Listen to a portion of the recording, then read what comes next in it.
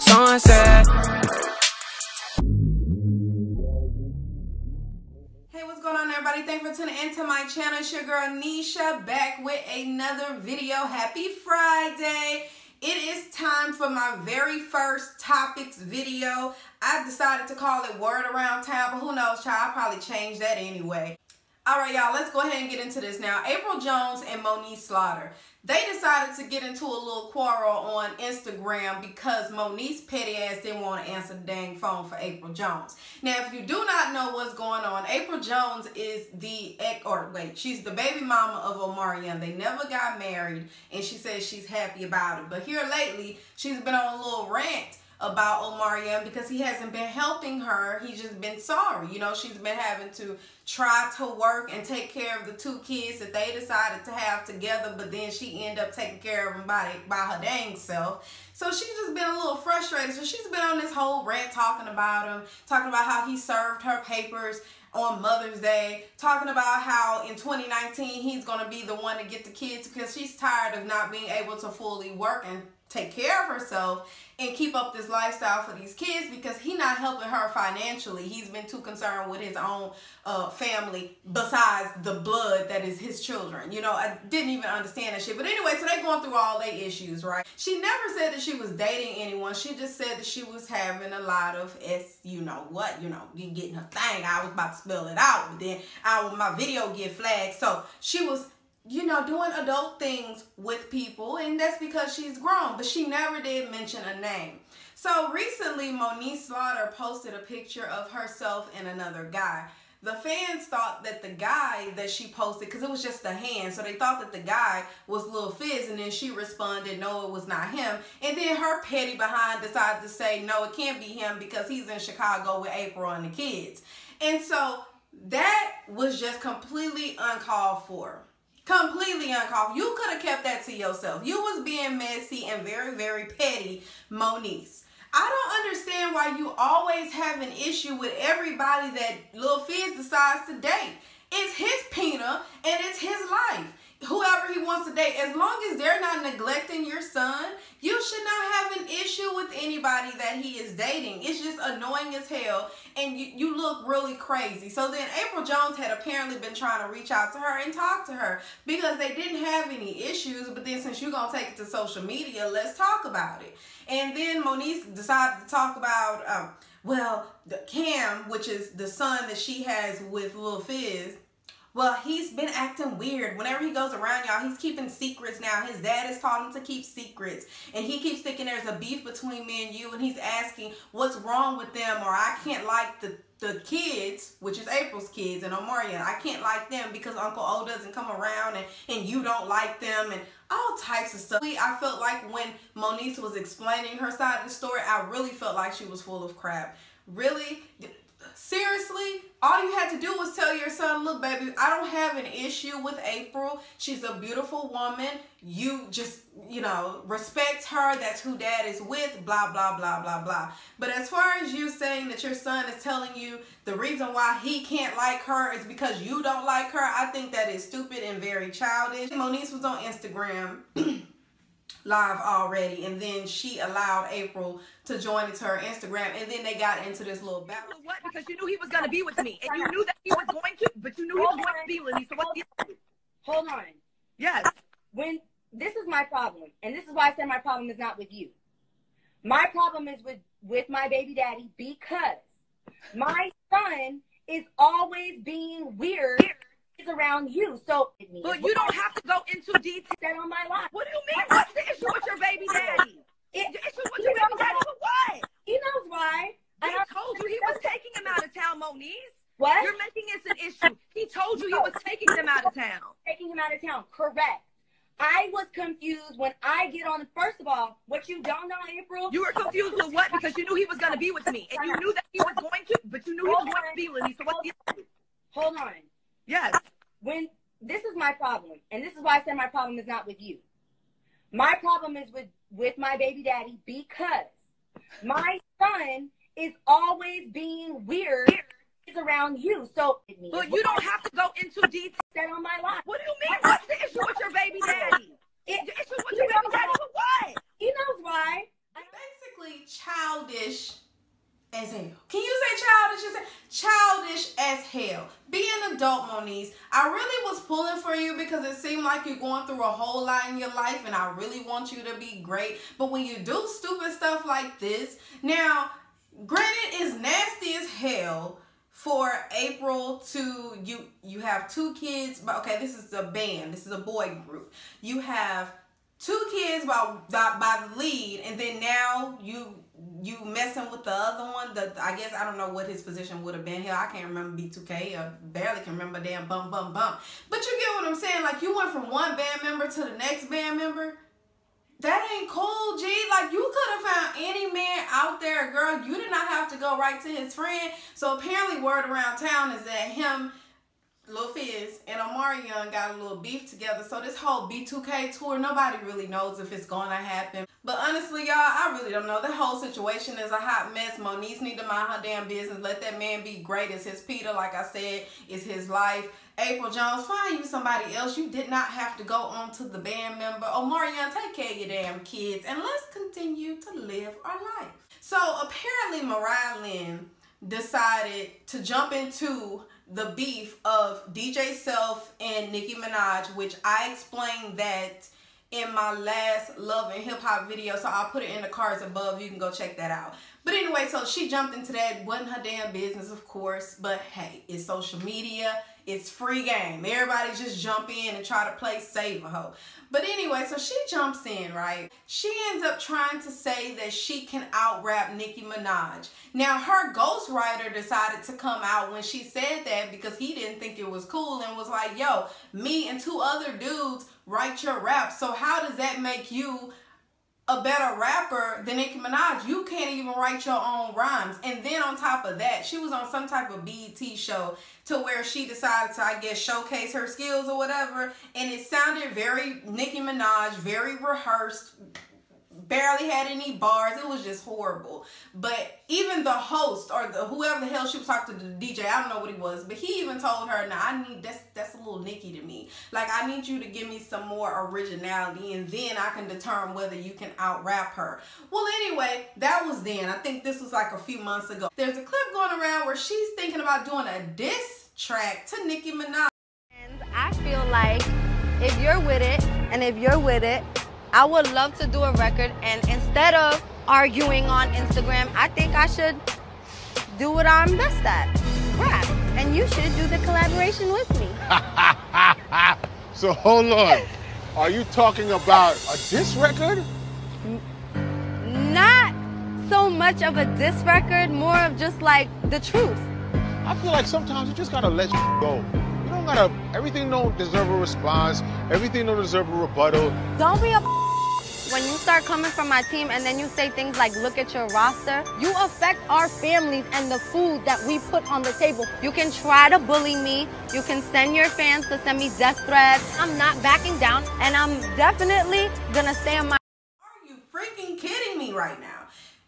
Is that really what you want to do? Now, you think because Nicki Minaj didn't really come hard on Remy Ma that you, oh, hell, she couldn't beat Remy Ma, so that means anybody can just jump in and get, no.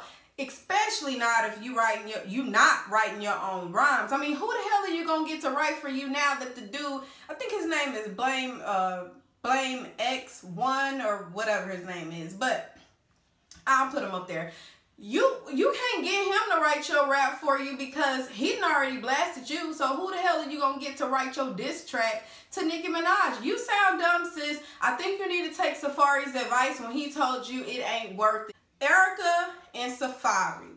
Now, I showed y'all in my last episode review that he proposed to Erica, and I thought that was so cute. But then he also said he had been planning this moment since her birthday. And there is something going around to where they're saying that they believe Safaree stole her from the dude Cliff Dixon or whatever, because she was dating him back in October, and apparently that was really serious. And then they had some sort of family domestic situation going on, and so then they both end up going to jail. A few months later, you're already being proposed to by Safaree, and then y'all getting ready to get married and all this other type of stuff. Listen, he can't was never the dudes. Obviously, she didn't want to be with him no more. She moved on to the next best thing. A lot of people feel a way about Erica Mena and Safaree being together. And listen, I agree. Just like I feel Nicki Minaj could find somebody better than the dude that she is settling for. But hey, I'm not love. I can't tell these people who to love. I really can't. Just like they can't tell me who to love. People were saying this is some Mona shit because Sin and Joe, he proposed to her around the same time that Erica Mena was proposed to by Safaree. And these are all cast members of Love and Hip Hop. So I don't really know. Of course it's going to be a part of the storyline. We know that. It's very interesting because you know Erica Mena and Sin Santana dated before. So this is all, you know, entertaining to me. But I just honestly, y'all, I want to see Safaree happy. And if Erica Mena is what's doing it for him, then hey, by all means, go for yourself. Do what you gotta do, honey, and just be happy. The next thing I want to talk about is Vicki Yohe. She's a gospel singer, and she was secretly dating Apostle David Taylor for 16 months. Secretly, nobody could know about her. He wanted it to be, you know, they were exclusive, but nobody could know about her. I don't know why. Well, I know why, because he had a damn harem. He had all these other people that he was talking to, but let's go ahead and get into it real quick. So apparently this guy has already been in the news before because he allegedly stole donations from the church. Okay, so I watched a little bit of his court, the little meeting or whatever the heck you want to call it, and he creeped me out. I did not like how he was talking. I did not like his sarcasm. I did not like the fact that he didn't know the proper way to use a word and then gonna try to flip that and then say, well, you knew what I was talking about. No, I was about to say no, nigga. No, she did not know what you was talking about. And this was back from 2014, guys. Like I said, I never heard of him before. And then here recently, he was on, I guess, doing a sermon or whatever, and he's talking about he is the power, and I don't like that. You know, the Bible does tell you to be aware of false prophets, and I think my little alert, my little antenna is usually tick, tick, tick, tick, tick, tick, ticking, because I get a little funny, especially when you're asking about money, or when you're telling me to bow down to you, or when you're telling me this, that, and the third. Like, I get a little funny about that because I feel like there is only one God, and there's only one God's son, and that's Jesus, not you. So anyway, this is not here for, we not having church tonight. No, we're not. We just want to talk about how horrible he treated Vicki. I don't want to keep saying her name because I think I'm saying it wrong. But anyway, he treated her horribly. So she did a video. It was a live. And she basically just wanted to put her statement out there because recently they decided to break it off because he called her a traitor. And then he had the rest of the church shun him. His assistant, who seemed like it was more of a girlfriend and just undercover. Hell, I don't know. It was just the weirdest thing, the way she described how he manipulates her, how he's controlling, how their relationship was long distance. He lavished her with gifts. He used her for clout. She talked about how she was sexually involved with him, that she sent him nudes because she thought that they were going to be together forever. She also talked about how a girl reached out to her, one of the other people that he was talking to, and that when she brought it over to him, because she had all these receipts, the girl did, and she brought it over to him, and then he sent her over to his assistant, and then the assistant says, well, you know, block her, she's just a traitor, she's just trying to do this, that, and the third, and she's nothing but evil, she's wicked. And then now Vicki calling them wicked. But Vicki talks about how she was very manipulated, you know, she lacked confidence, obviously, she just wanted to be with him. She was she had been divorced for a few years and had been single as well. So, well, of course. So she was divorced and then had been single the rest of the time.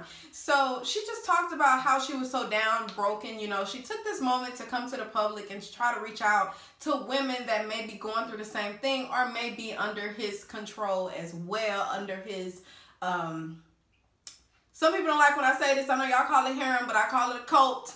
If you can get, I'm telling you, you can have that type of mind control over somebody to get them to do whatever you want them to do. That's what I call it. I'm so sorry, but you not my God, boo. That's why I always had a problem with submission as well, but I'm working on me. But I just always, because it's just so weird.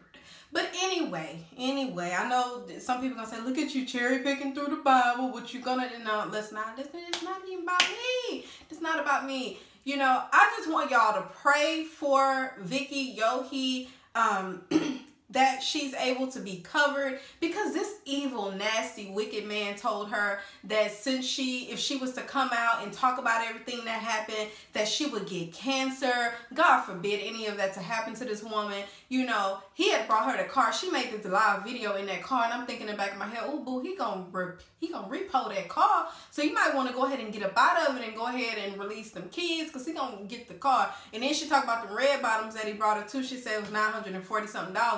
And so she said she gonna keep those. But I feel like, honestly, just give it all back to him. You don't need to be a part of that. You're a beautiful woman. You don't need to be under no man's control like that. You are worth more. She even talked about being in a room with two women, literally were brainwashing her, trying to beat her down to build her back. Very, you know, long distance relationships are hard anyway. And, I got to put this in here, and they really said this isn't necessary, but I want you to understand the control and the manipulation in this movement. It's a long thing that happened before, but I went to Israel with his group, and two of his leaders, women leaders, Jezebels, I'll call them, they're wicked, so wicked. Oh my God, they're wicked. Now that I look back on it, it's wicked. It's wicked. I guess I did some things that they thought, you know, that I did wrong there, and I'm just going to tell you quickly. And I think like one of my friends getting baptized, and I had a camera to one of the guys to take it because I was singing "Take Me to the Water," and when he gave me the camera back, it was a picture of himself, and I went, "Oh my God!" I said, "Oh, you know," and I guess I must have, I don't know, I must have ticked everybody off. I don't know, just a bunch of stuff. So they told me they're gonna have to meet with me. And so I said, well, why am I meeting with you? He said, well, he wants you to meet with us. And I said, well, no, I'll meet with him. He's my, you know, these two ladies actually know about our relationship. I said, no, he's my boyfriend. I want to meet with him. He says, if you don't receive us, you don't receive him. Long story short, I ended up meeting with him. And for 1 hour and a half, I sat on a chair and I cried. I guess they were breaking me down. For 1 hour and a half, they literally told me pretty much I ain't worth nothing. You got a voice. You got a voice. You got a voice. You got a voice. That's what you got. Yeah, you can sing. Yeah. I could not talk for an hour and a half. I was weeping. I wanted to defend myself. That's pride. For 1 hour and a half, and I kept thinking, the man that loves me says he's in love with me. How would he break me down for an hour and a half? Okay, I'm getting myself back together because I'm reliving all this stuff. I'm reliving it. Okay. I am a stable person. That situation right there. That situation right there. I kept thinking, oh my God, you know, who would do this to the person? I mean, what? I couldn't wrap my mind around this whole verbal and, you know, correction, and there was no love, not bit of love. It was evil and it was wicked. When I left the room, I texted him. I said, oh, and I was broken. I said, thank you so much. You know, I probably needed that. That's 1 hour and 30 minutes of someone telling you you're nothing, and that's your pride in a way, and this, that, and the third. I'm sorry, there's an issue with that. And she left out of that room and had the nerve to tell him, you know what, maybe it was me. I'm very sorry. I will never do that. Oh, hell no. See, I believe they catch the right ones. Bird Box, okay? On YouTube, you need to watch it. If you have not watched that movie, I don't know what you're doing with your life. If you don't have Netflix, how about you go borrow somebody else's login? You know you can. They give you up to 5 profiles, girl. You can use the guest one. Go and watch Bird Box. Now, this movie is so freaking interesting.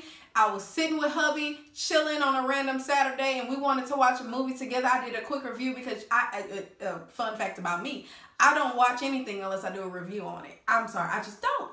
I'm going to go ahead and read y'all the synopsis, y'all. It says, when a mysterious force decimates the population, only one thing is certain. If you see it, you die. The survivors must now avoid coming face to face with an entity that takes the form of their worst fears. Searching for hope and a new beginning, a woman and her children embark on a dangerous journey through the woods and down a river to find the one place that may offer sanctuary. To make it, they'll have to cover their eyes from the evil that chases them and complete the trip blindfolded. When I tell you, this movie was so freaking good.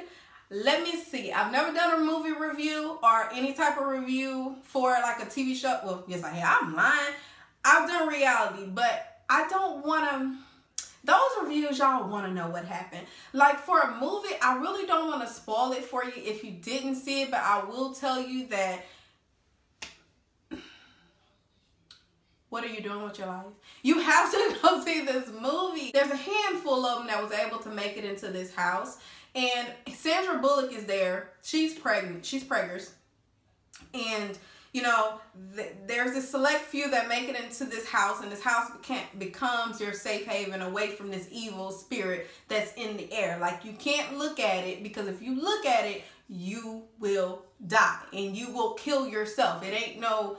somebody finna come run up with a mask and no. You're gonna kill yourself. And I don't know how you're gonna do. Like this one lady walked into a damn freaking burning car and just sat there looking at her mom. I'm like, how your mom's not there? Like, I don't see anything. Why are you walking there? Okay, she's not stopping. Stop it. Okay, Sandra, run in the house. I was like, run in the house. Girl, when I tell you I was talking this whole freaking movie, it was so good.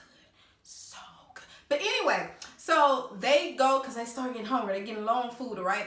And so they have to get into this car blindfold. Well, no, they're not blindfolded. They cover the windows, all of the windows in the car, so that this force can't get in to where they'll be able to see it. So they're basically, literally, they're driving on the street, all these dead bodies or whatever, and you hitting bumps and stuff like that. But they can't look to see where they're going, because if they look at it, they're going to die. You know what I mean? So they finally make it there, and Lil Rel sacrificed himself. Because this guy that was in there was a little slow. He was a worker in this store. Lil Rel brought them to this store because he was a worker there. And he had locked it up real tight before he left. So he knew that nothing would have gotten in. And not only that, he knew that, you know, there was a lot of food there. So they would be able to stock up on the supply and they could be able to live a little bit longer. And so he gets there, whatever, they're shopping around. Sandra sees these birds, and she's, you know, I guess, you know, they're happy, they're chirping, you know, I want to take them. So she takes these birds. And so they're walking through the store, and finally the birds start, like, becoming irate. Like, they just acting up in the cage, child. And so she starts hearing banging, and it's this guy that works there. He's a little slow, but Lil Rel knows him. So then he tells him, yeah, open the door for him. Well, he's, I want to say possessed, but, you know, he has seen the light, okay? And so he's trying to come out to kill them or whatever. And so Lil Rel notices this, and then he runs in, sacrifices himself, and he ends up dying or whatever. But what I did notice from the very beginning is that the birds would react. Like, whenever the thing was close, even though you couldn't see it, the birds would make a noise. Like, they would respond, they would react, they would become crazy, and you know, so they became, I noticed, in, you know, towards the end, they became the thing that would kind of help them know whether they were going the right way or whether the thing was close or whatever. So anyway, I feel like I'm giving y'all too much, but it's a really good movie. Go ahead and check it out. All right, guys, so that's it. That's all I decided to cover this week. I really hope you guys enjoyed the video. Until next time, bye.